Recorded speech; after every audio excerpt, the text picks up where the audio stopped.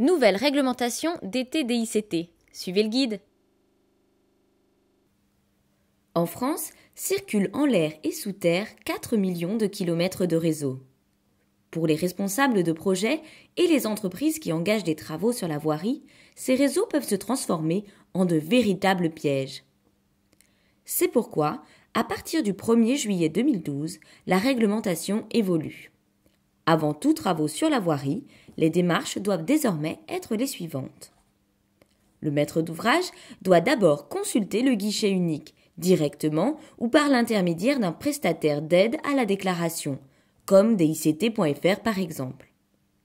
Il obtient la liste des exploitants de réseau présents dans le périmètre de son projet, à qui il devra adresser ses déclarations de projet de travaux, les DT.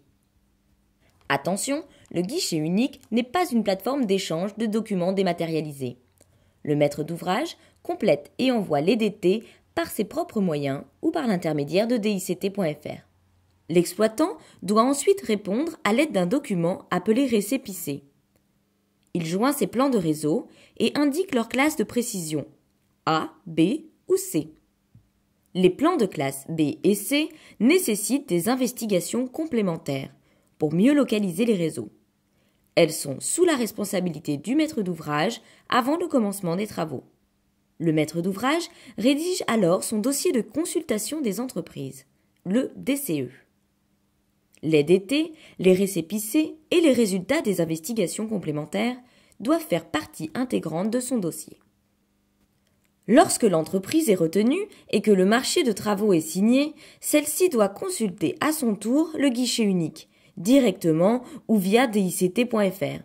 Puis, elle adresse ses DICT aux exploitants de réseau situés dans la zone d'emprise du chantier, par ses propres moyens ou par l'intermédiaire de DICT.fr.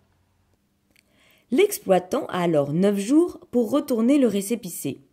Passé ce délai, l'entreprise lui adresse une lettre de rappel qui lui laisse 2 jours supplémentaires pour réagir. Attention, les travaux ne peuvent pas débuter sans réception des récépissés des exploitants de réseaux sensibles, comme l'électricité, le gaz ou les hydrocarbures. Enfin, le maître d'ouvrage effectue le marquage et le piquetage en fonction des plans fournis. Pour résumer, voici les principaux changements de la réforme du 1er juillet 2012.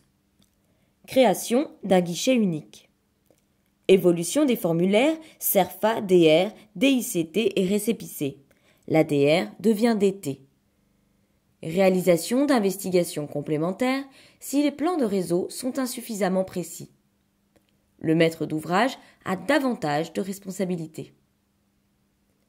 DICT.fr s'adapte pour continuer à simplifier et sécuriser la réalisation des chantiers à proximité des réseaux.